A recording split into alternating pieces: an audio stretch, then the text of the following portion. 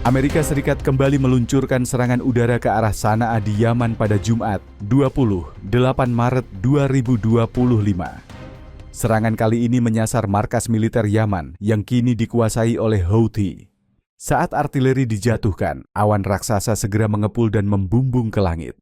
Ledakan besar itu terjadi di tengah kota Sanaa yang padat penduduk dan menewaskan setidaknya 1 orang. Ledakan terjadi setelah Amerika Serikat mengirim serangkaian serangan udara sehari sebelumnya. Sebelumnya, serangan udara yang menargetkan Houthi Yaman oleh pemerintahan Trump lebih agresif dan mengambil lebih banyak risiko daripada yang dilakukan di bawah pemerintahan Biden sebelumnya.